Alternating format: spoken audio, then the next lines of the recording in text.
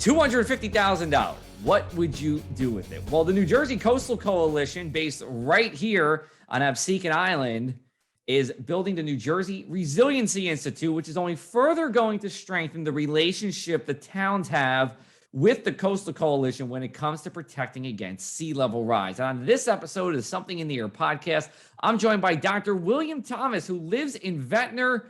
He's traveled all across the world, has lived in Ventnor twice. He's here for the second time to tell us about what his work is with the Resiliency Institute. We're also going to hear about his time in Papua New Guinea. Let's just say it's very interesting and maybe a little gory what he was studying there. So tune on in. It's a Something in the Air podcast. I'm meteorologist Joe Martucci at the Press of Atlantic City. Let's dive in.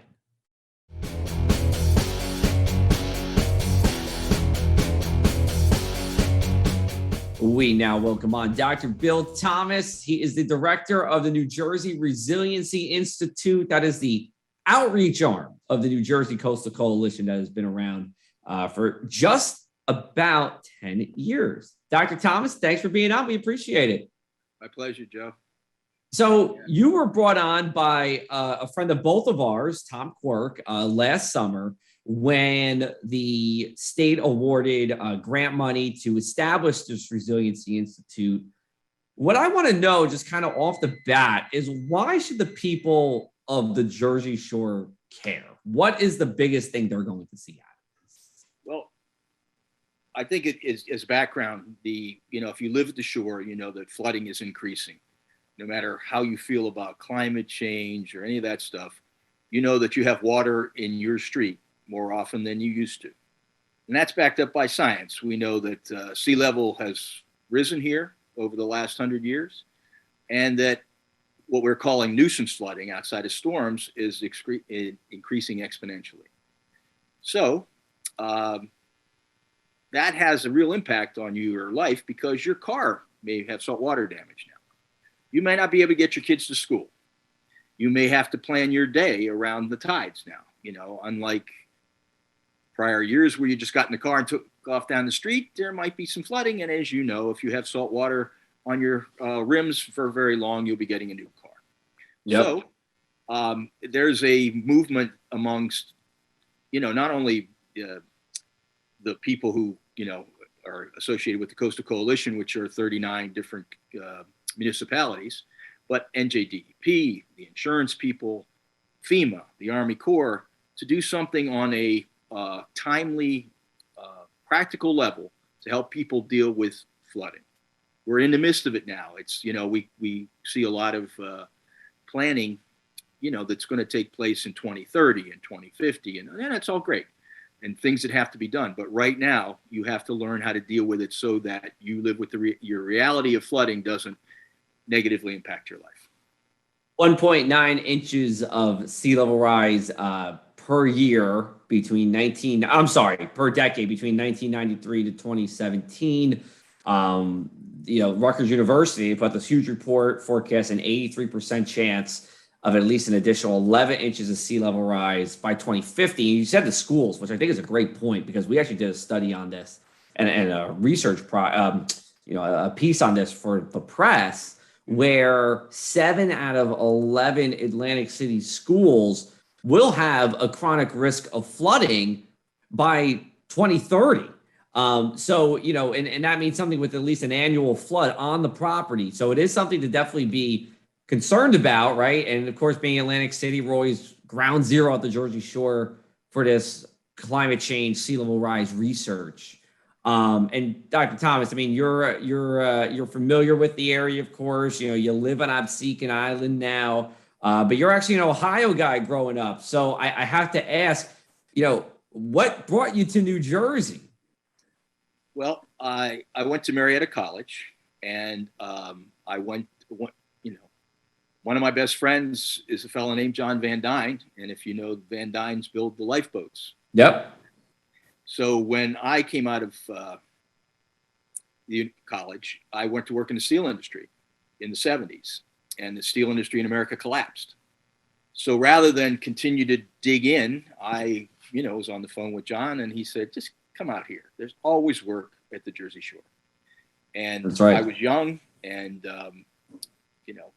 able to do all the things you can do here. Drive a truck, deliver cabs, waiter, bartender, you name it, I've done it. And because, it's such a great place if you're like that and young and able to do those things, I always wanted to travel. Now, I grew up, like a lot of folks, but we had 8 people living in 5 rooms. And, my folks were wonderful, and they're not here anymore, but I love them to death. But they took everybody in. There was and nobody was paying rent. Wow. So, I didn't have a lot of money when I grew up. So needless to say, I never traveled. I came here, I was able to travel because people were glad that you'd leave in the winter and come back in the summer. Yeah. Be ready to go. So this kind of launched me, and, my travels took me all over the world, Africa, you name it, Australia, New Guinea.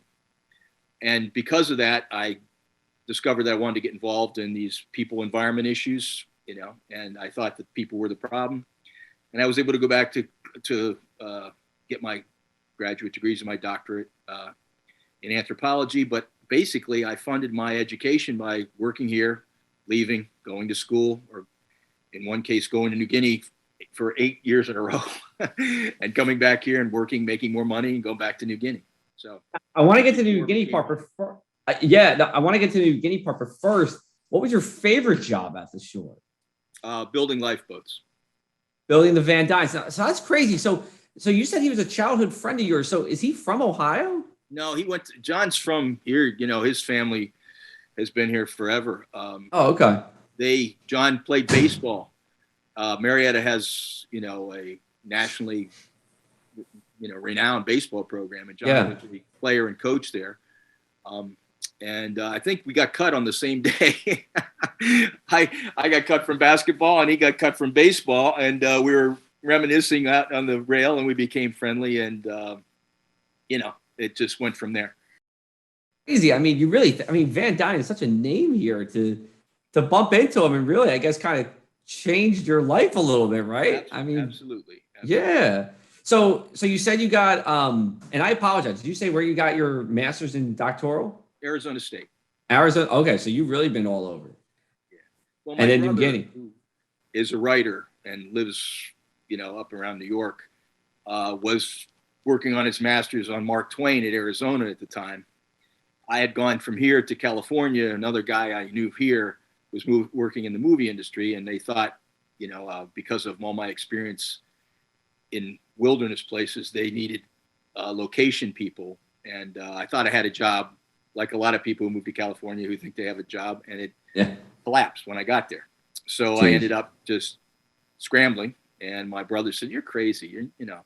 You're too smart not to get an advanced degree, and you might be able to do something that you love by doing it." So I went to Arizona State, just signed up for classes, and eventually got a scholarship and was able to get a doctorate from Arizona State. I hear there's pools on campus over there. Is that true? Oh God, yeah. There's swimming pools everywhere. There's swimming pools at the at the fraternity houses. It's I thought you were spending too much time there. You were too busy learning. Yeah, that's right. I was in the library 24/7. You're in the library, exactly. All right, so New Guinea, I do want to talk about this because this is really interesting. You have your own website. It's newguineaconservation.org. Check it out. Now, you told me that you spent 8 months by yourself in the jungle, which, as this extroverted person, I think I would probably go insane. So I have to ask, how is it just being by yourself for 8 months? Well, the natives visited me because like changing the channel, just what the white guy's doing. I'm always doing something interesting or stupid. And, so they would come down and, I would make popcorn on a campfire for them. Of course, they'd never seen popcorn. That became a big hit.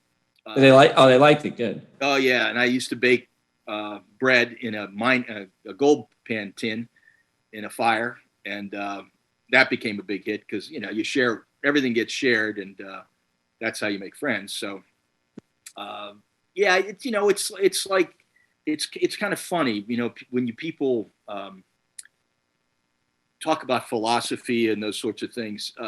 All my sort of insights into me and everything else came from spending months looking at the top of inside of a tent, and I did it in Africa and I did it here. And of course, if you're waiting for someone to go with you, it's not only is it a different experience, but it never happens for the most part, right? That's true. So rather than wait for that or be stuck with someone else, I went and my first time in Africa, I got so sick I had to crawl under the vehicle because my legs weren't working. I had food poisoning and my legs went numb, so I had to lay under the vehicle until my legs came back. And all because I was starving and I ate a can of food that I knew I shouldn't have eaten, but I was, it tasted good at the time. Anyway, so you have those experiences and you have to get through them on your own, and I did. And the same thing with New Guinea. It's a cultural immersion, learning, to read people, to know when things are going sideways and you need to stand up for yourself or need to get out of there. Also, learning the language, learning to communicate, learning how they live. All those things, when you got nothing else to do, really come to the forefront where, a lot of folks in anthropology now, work in the States, and it's all valid, good work, but it wasn't for me. I wanted to really go back and live. I'm really interested in bushcraft, and I was lucky enough to spend time with people who could still make a stone axe, who could still, they appreciated the metal, but they don't need it. They can live without it. Right. Yeah. I can't say I've ever done anything that exotic, so I can't even compare. But you have a world of experience, literally.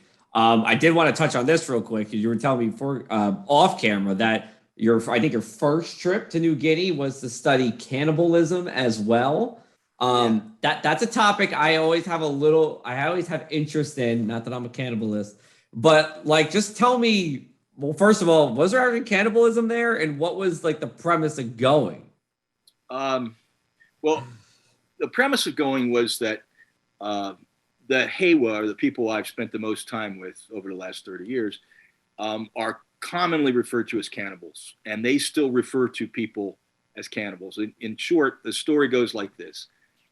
They believe in witches, or they talk about witches. I wouldn't say they believe in witches. And witches are identified as people who eat the insides of others. And what happens is at night, a witch will sneak into your hut and eat your insides, and the next morning you'll be dead. Now, there's no evidence of this, So what happens is witches and cannibalism, of course, is one of the nastiest things you can accuse someone of. Yeah, of course. And so my advisor and the first guy to spend time with the Hewa said, I think this is an accusation aimed at righting a wrong that had been done in the past. It's the nastiest thing you can say about somebody. If people buy into it, you can get them to go kill someone else based on this accusation. Now, when he was there, his name was Lyle Stedman. He said, "Look, you see me sew people up and everything else. If these person's insides are gone, I'll cut them open and we'll know." And everybody just kind of laughed. Nobody was interested in the truth of the accusation. So what we think is going on is that in this society until recently, there's no police. So right. If I want something from you, you have to be able to defend yourself. And if you can't, I'll take it. And that often involves bloodshed or murders and everything else. So that was a really in-depth, interesting diversion from the Coastal Coalition Resiliency Institute. So here's what we're going to do. We're going to take a break. We're going to reset. On the other end, we're going to talk all about the work that you guys are doing here at the shore. This is the Something in the Air podcast.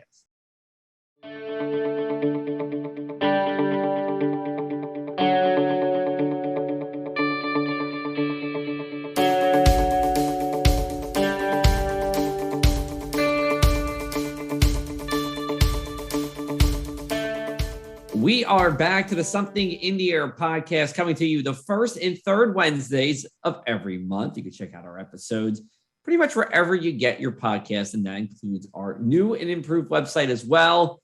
Speaking of new and improved, how about the New Jersey Coastal Coalition? And that's why we have Dr. William Thomas, who's the director of the New Jersey Resiliency Institute, that is part of the Coastal Coalition. So we just want to kind of go back to the very beginning of this, which was, your role really came about when the state offered or awarded you a $250,000 grant to help mitigate against coastal flooding at the shore. And I just want to, kind of give us a dive about how that came to be.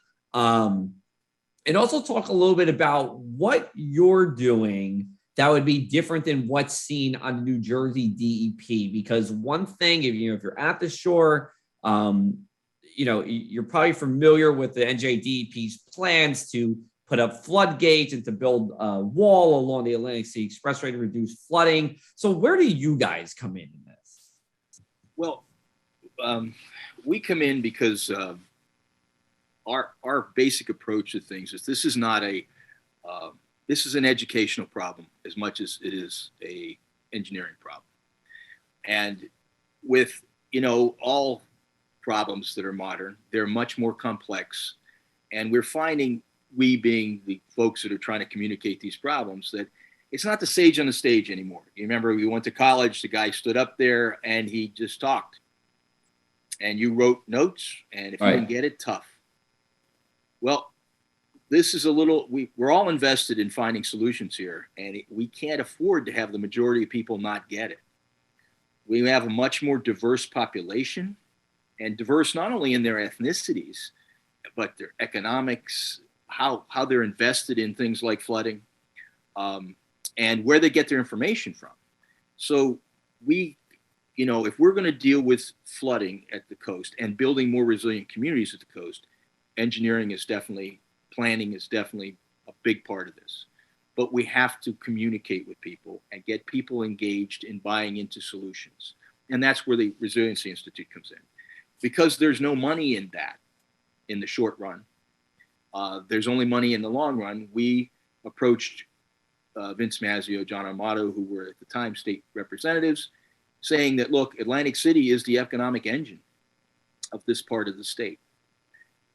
It is going to suffer more than anybody else. It's got more year-round residents, and its, viability is in question if we don't begin to deal with the issues around flooding and resiliency. They bought into it, got us a grant, and more importantly, they got us a grant because the money is going to go to actually doing things. We're invested in, not in buildings and not in, planning, but in producing things that people can use in the short run, for example. And it's, you talk, I think we mentioned it earlier, where the DCA is cutting the check soon, but we've been doing things that are sort of. And Bill, if I could just stop you for a second, DCA, just explain what that is for everybody. Department of Community Affairs. All right. They fund a lot of good works in New Jersey, and they've been very helpful getting us through this process. As you can imagine, when you're spending other people's money, there's a lot of strings attached, and there's a lot of people that, the state budget funds this way.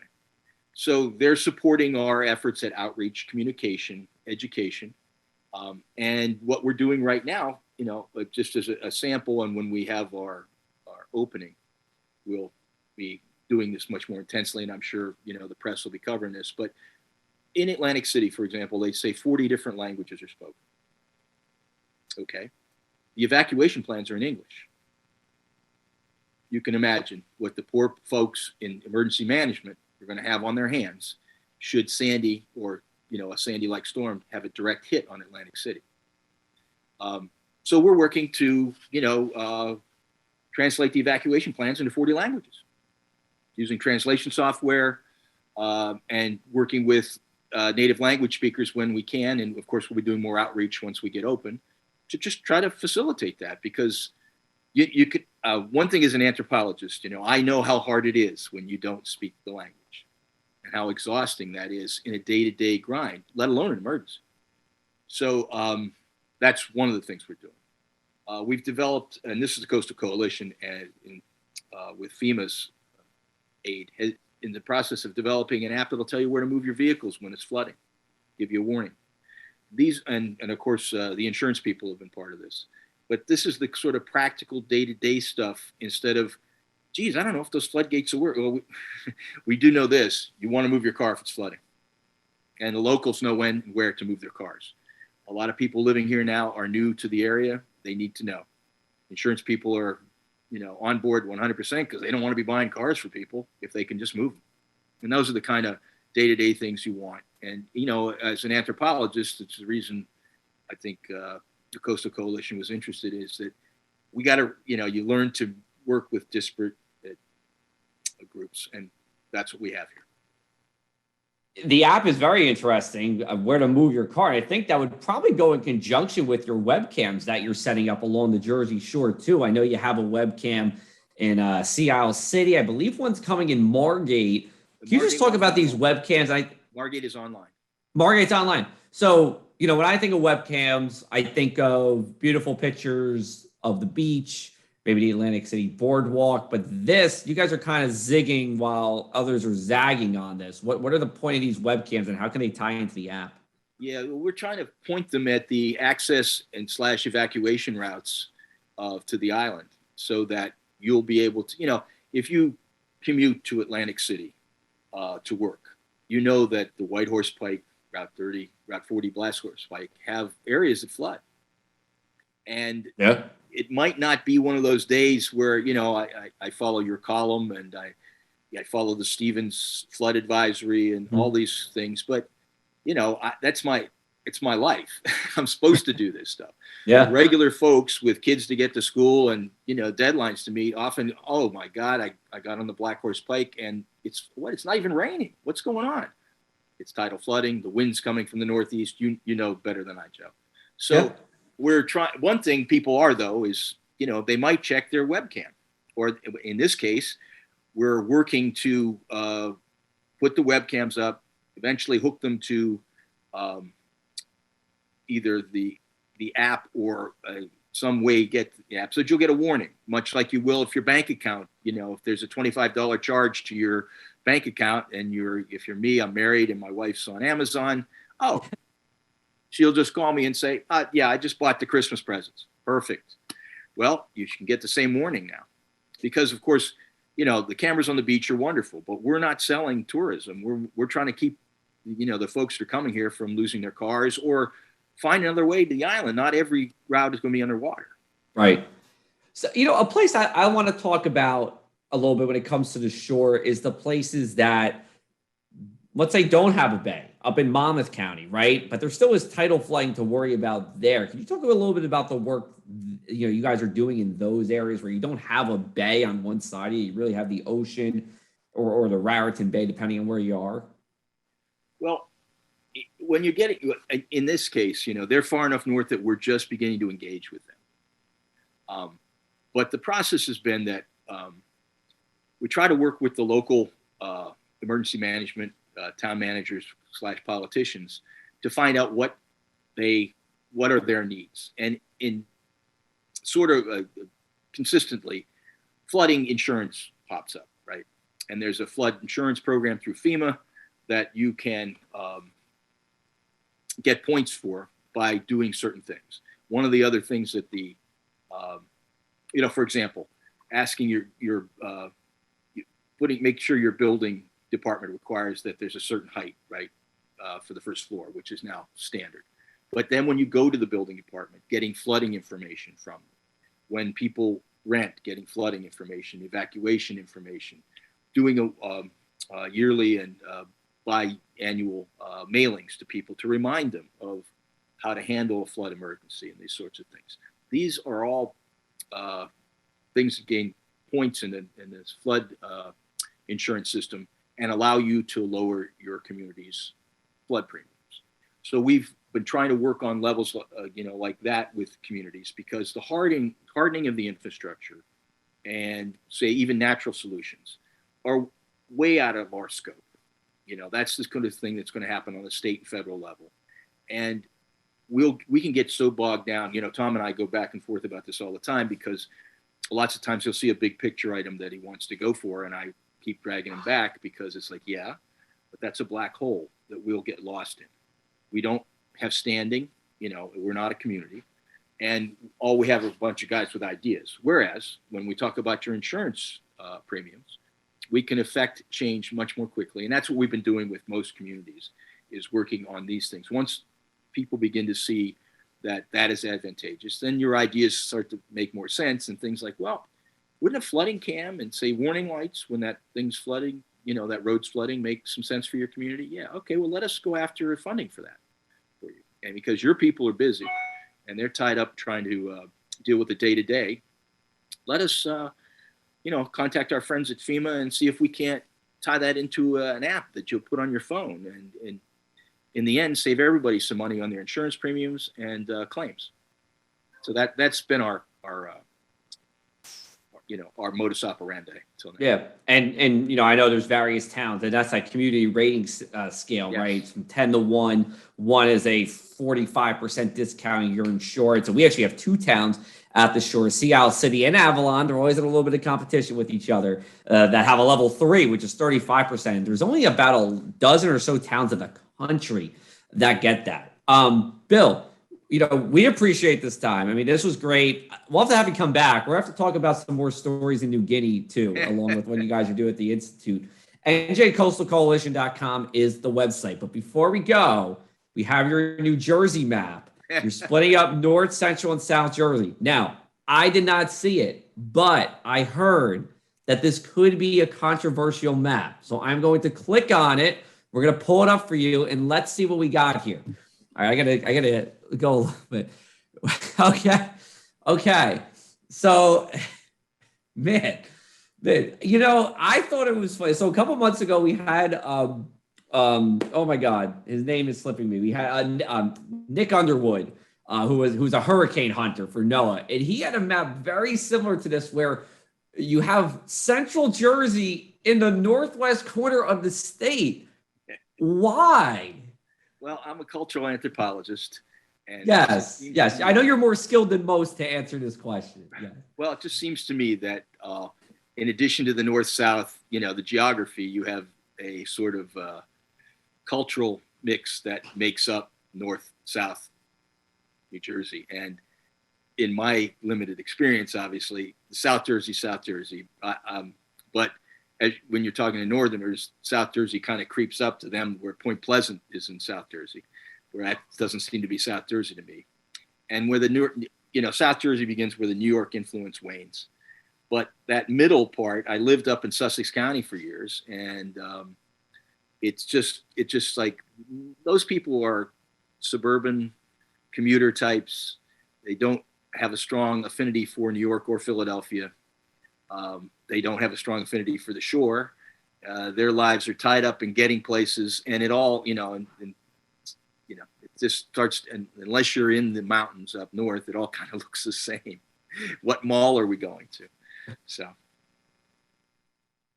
And I know you put middle there. Is there maybe a different word we could use in your expertise? Would be, a better one. I was trying to make sure I got that to you this morning, so I did. All right. Very interesting. Again, it's just I thought so many people were almost on the same page, but apparently I have not opened my eyes up to the world.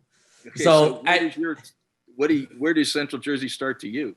Well, so my thought on this is we have North Jersey and Central Jersey divide at Route 78, with the exception of Elizabeth. Elizabeth is North Jersey. Then we have that border of Central to South from Trenton to Jackson. Then it goes from Jackson down to Toms River. But during the summer months, you draw it down to Stafford and into LBI, because I know a lot of people. I grew up in Union who went to LBI. So I feel like there's a northern influence there. That's me. I'll have to show you my map one day. But Bill, we got to run here because we are running up against time. But we appreciate it. Best of luck to you guys with the Resiliency Institute. I'm always talking to you and Tom, so I'm sure we'll catch up, at least the two of us soon, and hopefully we'll have you on again. But thanks a lot for the time, Bill. Thanks for having me, Joe. All right, take care.